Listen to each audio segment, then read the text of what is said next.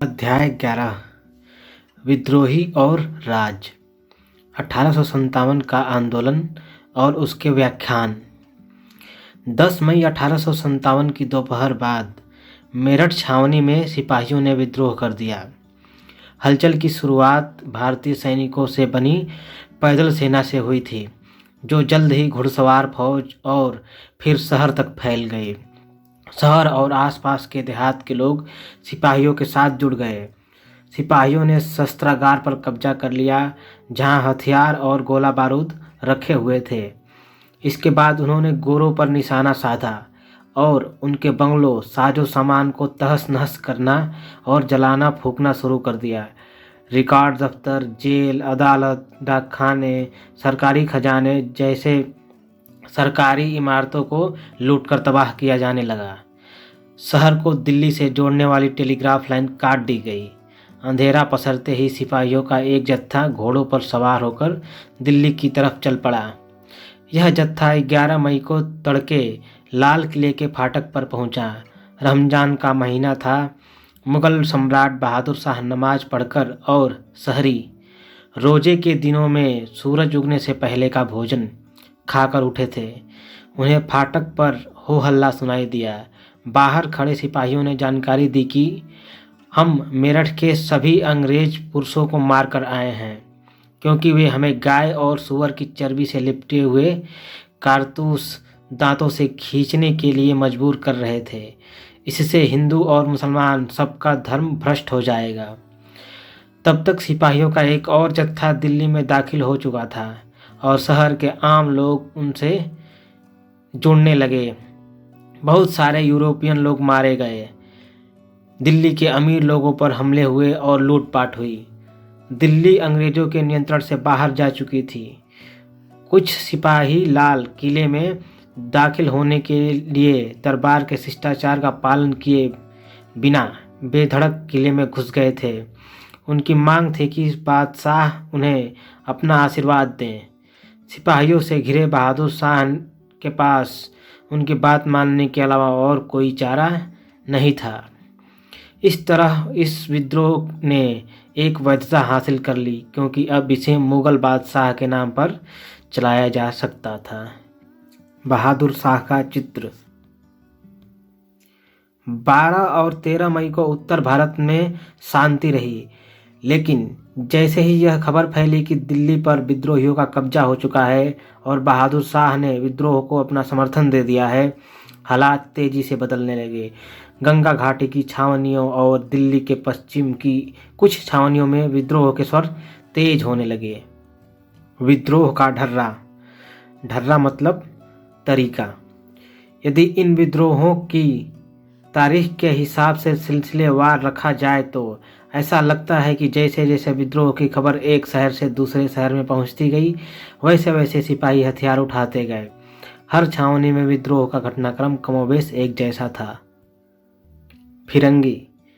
फिरंगी फारसी भाषा का शब्द है, जो संभवतः फ्रैंक, जिससे फ्रांस का नाम पड़ा है, से निकला है। इसे उर्दू और हिंदी में पश्चिमी लोगों का मजाक उड़ाने के लिए कभी कभी इसका प्रयोग अपमानजनक दृष्टि से भी किया जाता है। सैन्य विद्रोह कैसे शुरू हुए? सिपाहियों ने किसी न किसी विशेष संकेत के साथ अपनी कार्रवाई शुरू की। कई जगह शाम के समय तोप का गोला दागा गया, तो कहीं बिगुल बजाकर विद्रोह का संकेत दिया गया। सबसे पहले उन्होंने शस्त्रागार पर कब्जा किया और सरकारी खजाने को लूटा।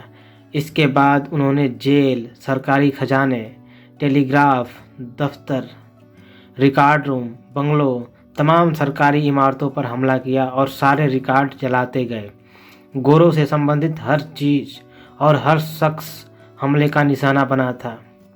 हिंदुओं और मुसलमानों, तमाम लोगों को एकजुट होने और फिरंगियों का सफाया करने के लिए हिंदी, उर्दू और फारसी में अपीलें जारी होने लगी। चित्र। लखनऊ में ब्रिटिश सिपाहियों के खिलाफ हमले में आम लोग भी सिपाहियों के साथ आ जुटते हैं। विद्रोह में आम लोगों के भी शामिल हो जाने के साथ साथ हमलों का दायरा फैल गया। लखनऊ, कानपुर और बरेली जैसे बड़े शहरों में साहूकार और अमीर भी विद्रोहियों के गुस्से का शिकार बनने लगे। किसान इन लोगों को न केवल अपना उत्पीड़क बल्कि अंग्रेजों का पिट्ठू मानते थे। ज़्यादातर जगह अमीरों के घर बार लूट कर तबाह कर दिए गए। सिपाहियों की कतारों में हुए इन छुटपुट विद्रोहों ने जल्दी ही एक चौतरफा विद्रोह का रूप ले लिया। शासन की सत्ता और सोपानों की सरेआम अवहेलना होने लगी। मई जून के महीनों में अंग्रेजों के पास विद्रोहियों की कार्रवाइयों का कोई जवाब नहीं था। अंग्रेज अपनी जिंदगी और घर बार बचाने में फंसे हुए थे। जैसा कि एक ब्रिटिश अफसर ने लिखा, ब्रिटिश शासन ताश के किले की तरह बिखर गया। स्रोत 1, असामान्य समय में सामान्य जीवन। विद्रोह के महीनों में शहरों में क्या हुआ? उथल पुथल के उन दिनों में लोग अपनी ज़िंदगी कैसे जी रहे थे? सामान्य जीवन किस तरह प्रभावित हुआ? विभिन्न शहरों की रिपोर्टों से पता चलता है कि सामान्य गतिविधियां अस्त व्यस्त हो गई थी। दिल्ली उर्दू अखबार 14 जून 1857 की इस रिपोर्ट को पढ़िए। यही हालात सब्जियों और साग पालक के भी हैं। लोग इस बात पर शिकायत कर रहे हैं कि बाज़ारों में कद्दू और बैगन तक नहीं मिलते।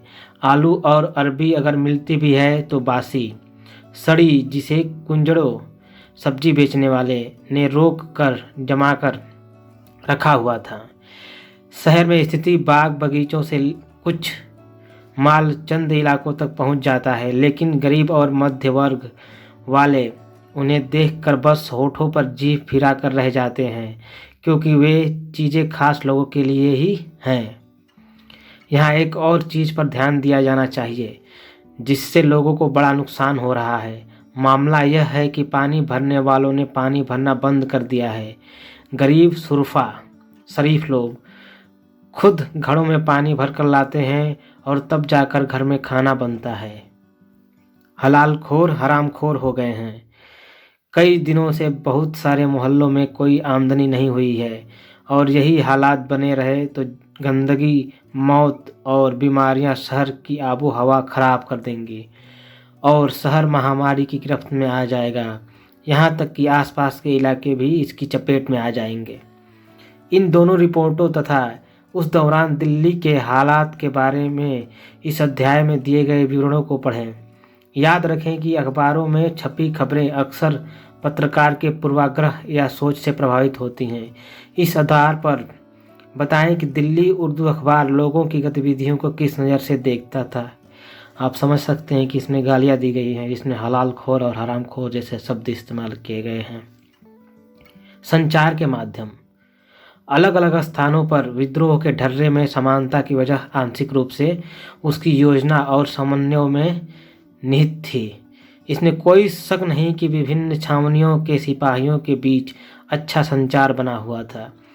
जब 7वीं अवध इरेगुलर कैवेलरी ने मई की शुरुआत में नए कारतूसों का इस्तेमाल करने से इनकार कर दिया तो उन्होंने 48 नेटिव इन्फेंट्री को लिखा कि हमने अपने धर्म की रक्षा के लिए फैसला लिया है और 48 नेटिव इन्फेंट्री के हुक्म का इंतजार कर रहे हैं। सिपाही या उनके संदेशवाहक एक जगह से दूसरी जगह जा रहे थे।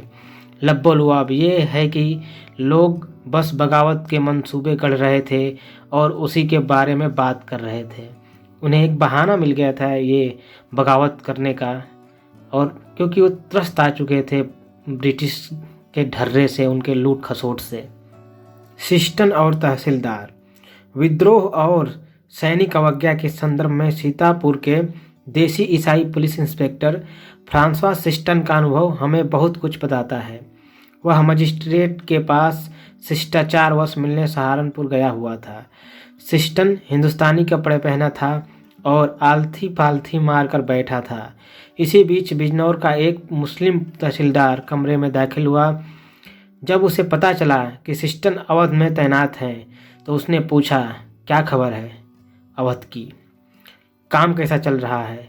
सिस्टन ने कहा, अगर हमें अवध में काम मिलता है तो जनाब आली को भी पता चल जाएगा। इस पर तहसीलदार ने कहा, भरोसा रखो, इस बार हम कामयाब होंगे, मामला काबिल हाथों में है। बाद में पता चला कि तहसीलदार बिजनौर के विद्रोहियों का सबसे बड़ा नेता था। विद्रोही अपनी योजना को किस तरह एक दूसरे तक पहुंचाते थे, इस बारे में इस बातचीत से क्या पता चलता है? तहसीलदार ने सिस्टन को संभावित विद्रोही क्यों मान लिया था?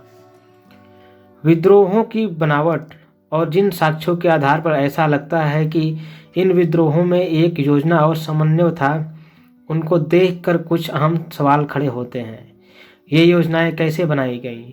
योजनाकार कौन थे? मौजूदा दस्तावेजों के आधार पर इन सवालों के सीधे साधे जवाब देना कठिन है। फिर भी एक घटना इस बारे में कुछ सुराग जरूर देती है कि ये विद्रोह इतने सुनियोजित कैसे थे। विद्रोह के दौरान अवध मिलिट्री पुलिस के कैप्टन हियर्से की सुरक्षा का जिम्मा भारतीय सिपाहियों पर था।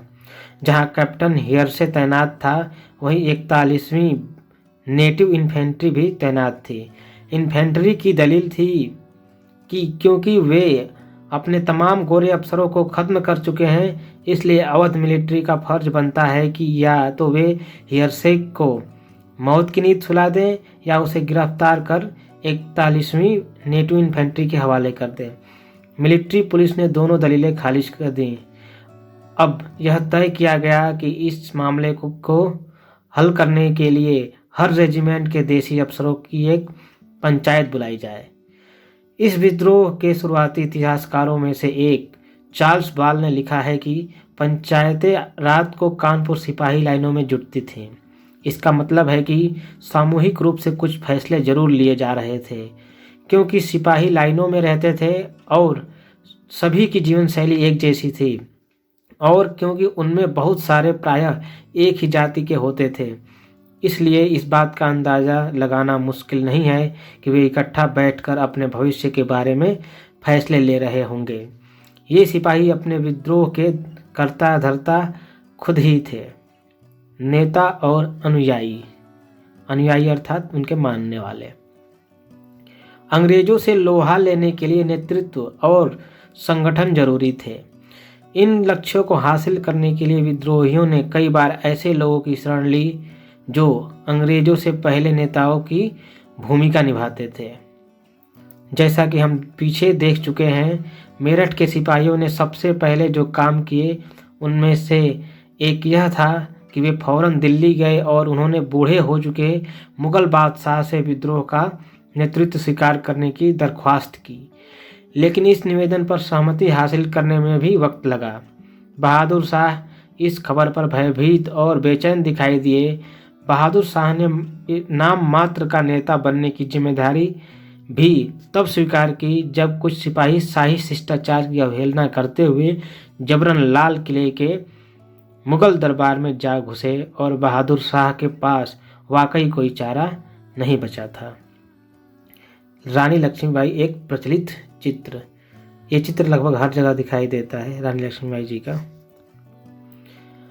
अन्य स्थानों पर भी छोटे पैमानों पर ही सही इसी तरह के दृश्य घट चुके थे। कानपुर में सिपाहियों और शहर के लोगों ने पेशवा बाजीराव द्वितीय के उत्तराधिकारी नाना साहिब के सामने बगावत की डोर संभालने के सिवा और कोई विकल्प नहीं छोड़ा था। झांसी में रानी को आम जनता के दबाव में बगावत का नेतृत्व संभालना पड़ा। कुछ ऐसी ही स्थिति बिहार में आरा के स्थानीय जमींदार कुंवर सिंह की थी। अवध में नवाब वाजिद अली शाह जैसे लोकप्रिय शासक को गद्दी से हटा दिए जाने और उनके राज्य पर कब्जा कर लेने की यादें लोगों के जहन में अभी भी ताज़ा थीं। लखनऊ में ब्रिटिश राज के ढहने की खबर पर लोगों ने नवाब के युवा बेटे बिरजिश कद्र को अपना नेता घोषित कर दिया था। एक बात कॉमन दिखाई दे रही है, लगभग सभी राजा जनता के दबाव में भी विद्रोह का समर्थन किए या फिर विद्रोह में कूद पड़े। जनता ज़्यादा त्रस्त थी। राजा के पास तो वैसे भी टैक्स वगैरह जाते थे, कर एक न किसी तरीके से इकट्ठा हुआ कर रहे थे, इसलिए उन्हें क्या ही फर्क पड़ता था। बहुत सारे राजा तो ऐसे थे जिन्हें एक वेतन मिलता था अंग्रेज़ों के द्वारा। लेकिन खूबसूरती यही है कि आखिर में उन्होंने लड़ाई लड़ी और सुनहरे अक्षरों में इतिहास में अपना नाम दर्ज किया है, जिसके कारण हम इन्हें आज पढ़ रहे हैं। ये नाना साहिब का चित्र दिया हुआ है।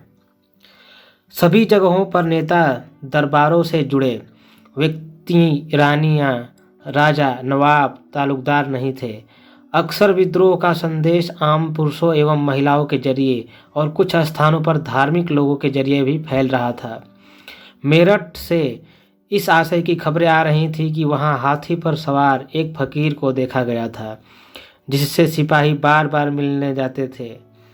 लखनऊ में अवध पर कब्जे के बाद बहुत सारे धार्मिक नेता और स्वयंभू पैगंबर प्रचारक ब्रिटिश राज को नेस्तनाबूद करने का अलख जगा रहे थे।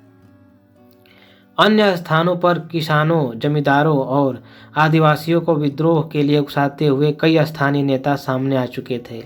शाहमल ने उत्तर प्रदेश में बड़ौद परगना के गांव वालों को संगठित किया। छोटा नागपुर स्थित सिंहभूम के एक आदिवासी काश्तकार गोनू ने इलाके के कोल आदिवासियों का नेतृत्व संभाला हुआ था। ये नाना साहिब का चित्र है। 1858 के अंत में जब विद्रोह विफल हो गया तो नाना साहिब भागकर नेपाल चले गए। उनके भागने की घटना को नाना साहिब के साहस और बहादुरी की कहानी का हिस्सा बताया जाता है। अच्छी बात है। 1857 के दो विद्रोही। शाहमल उत्तर प्रदेश के बड़ौद परगना के एक बड़े गांव के रहने वाले थे। वह एक जाट कुटुंब से संबंध रखते थे जो 84 गांव में फैला हुआ था। इस इलाके की जमीन सिंचाई की सुविधाओं से लैस और उपजाऊ थी। यहाँ की मिट्टी काली नम थी। बहुत सारे ग्रामीण संपन्न थे और लोग ब्रिटिश भू राजस्व व्यवस्था को दमनकारी मानते थे। लगान की दर ज़्यादा और वसूली सख्त थी। नतीजा यह था कि किसानों की जमीन बाहरी लोगों के हाथ में जा रही थी। इलाके में आने वाले व्यापारी और महाजन जमीन पर कब्जा करते जा रहे थे।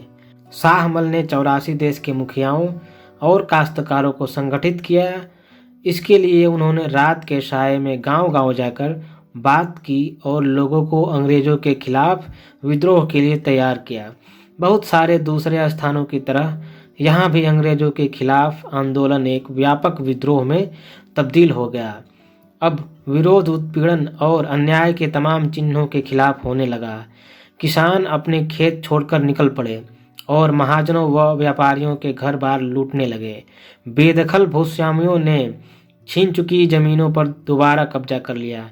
शाहमल के आदमियों ने सरकारी इमारतों पर हमला किया, नदी का पुल ध्वस्त कर दिया और पक्की सड़कें को खोद डाला।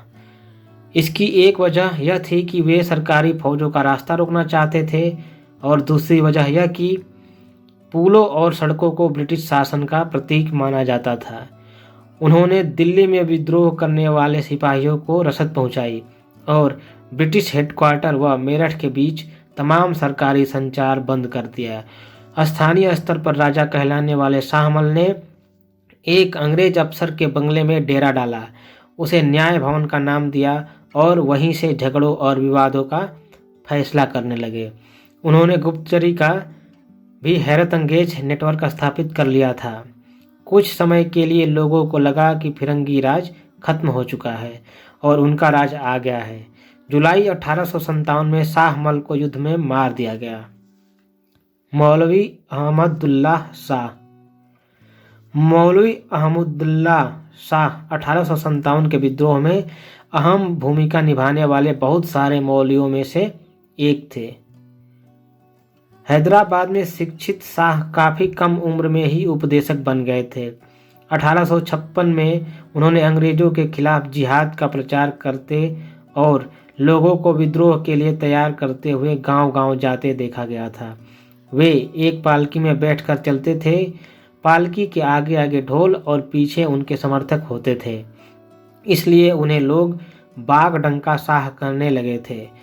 ब्रिटिश अफसर इस बात से परेशान थे कि मौलवी के साथ हजारों लोग जुट रहे थे और बहुत सारे मुसलमान उन्हें पैगंबर मानने लगे थे और समझते थे कि वह इस्लाम के आदर्शों से ओतप्रोत हैं। जब 1856 में वे लखनऊ पहुंचे तो पुलिस ने उन्हें शहर में उपदेश देने से रोक दिया। 1857 में उन्हें फैजाबाद जेल में बंद कर दिया गया। रिहा होने पर उन्हें 22वीं नेटिव इन्फेंट्री के विद्रोहियों ने अपना नेता चुन लिया और उन्होंने चिन्हाट के विख्यात संघर्ष में हिस्सा लिया, जिसमें हेनरी लॉरेंस की अगुवाई वाली टुकड़ियों को मुंह की खानी पड़ी।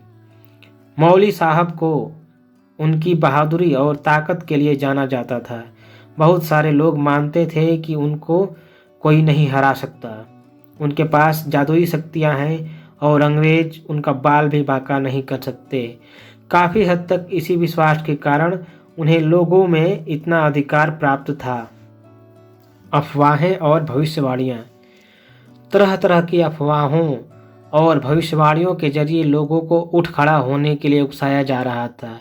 जैसा कि हमने पीछे देखा, मेरठ से दिल्ली आने वाले सिपाहियों ने बहादुर शाह को उन कारतूसों के बारे में बताया था जिन पर गाय और सूअर की चर्बी का लेप लगा था।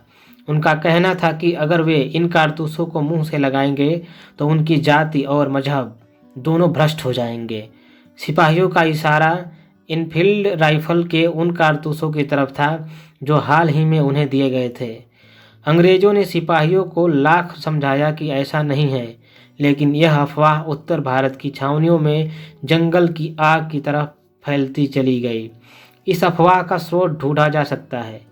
राइफल इंस्ट्रक्शन डिपो के कमांडेंट कैप्टन राइट ने अपनी रिपोर्ट में लिखा था कि दमदम स्थित शस्त्रागार में काम करने वाली नीची जाति के एक खलासी ने जनवरी 1857 के तीसरे हफ्ते में एक ब्राह्मण सिपाही से पानी पिलाने के लिए कहा था।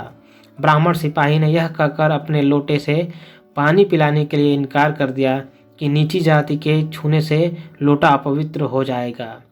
रिपोर्ट के मुताबिक इस पर खलासी ने जवाब दिया कि वैसे भी जल्दी ही तुम्हारी जाति भ्रष्ट होने वाली है, क्योंकि अब तुम्हें गाय और सूअर की चर्बी लगे कारतूसों को मुंह से खींचना पड़ेगा। इस रिपोर्ट की विश्वसनीयता के बारे में कहना मुश्किल है, लेकिन इसमें कोई शक नहीं कि अब एक बार यह अफवाह फैलना शुरू हुई तो अंग्रेज अफसरों के तमाम आश्वासनों के बावजूद इसे खत्म नहीं किया जा सका और इसने सिपाहियों में एक गहरा गुस्सा पैदा कर दिया। 1857 की शुरुआत तक उत्तर भारत में यही एक अफवाह नहीं थी। यह अफवाह भी जोरों पर थी कि अंग्रेज सरकार ने हिंदुओं और मुसलमानों की जाति और धर्म को नष्ट करने के लिए एक भयानक साजिश रच ली है। अफवाह फैलाने वालों का कहना था कि इसी मकसद को हासिल करने के लिए अंग्रेजों ने बाजार में मिलने वाले आटे में गाय और सूअर का हड्डियों का चूरा मिलवा दिया है। शहरों और छावनियों में सिपाहियों और आम लोगों ने आटे को छूने से भी इनकार कर दिया। चारों तरफ इस आशय का भय और शक बना हुआ था कि अंग्रेज हिंदुस्तानियों को ईसाई बनाना चाहते हैं। यह बेचैनी बहुत तेजी से फैली। ब्रिटिश अफसरों ने लोगों को अपनी बात का यकीन दिलाने का भरसक प्रयास किया, लेकिन नाकामयाब रहे। इन्हीं बेचैनियों ने लोगों को अगला कदम उठाने के लिए झिंझोड़ा। किसी बड़ी कार्यवाही के आह्वान को इस भविष्यवाणी से और बल मिला कि प्लासी के जंग के 100 साल पूरा होते ही 23 जून 1857 को अंग्रेजी राज खत्म हो जाएगा। खैर, ये अफवाह अच्छा लगा। फेक न्यूज़ उस समय भी फैलती थी, इस समय तो फैल ही रही है। अच्छी बात है कि इस फेक न्यूज़ से अंग्रेजों के दांत खट्टे हो गए थे। चित्र हेनरी हार्डिंग, फ्रांसिस ग्रांट द्वारा बनाया चित्र। गवर्नर जनरल के तौर पर हार्डिंग ने सैनिक साजो सामान के आधुनिकीकरण का प्रयास किया। उसने जिन एनफील्ड राइफलों का इस्तेमाल शुरू किया उनमें चीकने कारतूसों का इस्तेमाल होता था, जिनके खिलाफ सिपाहियों ने विद्रोह किया था। बात सिर्फ अफवाहों तक ही सीमित नहीं थी। उत्तर भारत के विभिन्न भागों में गांव-गांव में चपातियां बांटने की भी रिपोर्ट आ रही थी। बताते हैं कि रात में एक आदमी आकर गांव के चौकीदार को एक चपाती तथा 5 और चपातियां बनाकर अगले गांव में पहुंचाने का निर्देश दे जाता था और यह सिलसिला यूं ही चलता जाता था। चपातियां बांटने का मतलब और मकसद न उस समय स्पष्ट था और न आज स्पष्ट है, लेकिन इसमें कोई शक नहीं कि लोग इसे किसी आने वाली उथल पुथल का संकेत मान रहे थे। ये एक और खूबसूरत वाक़या सामने आ रहा है।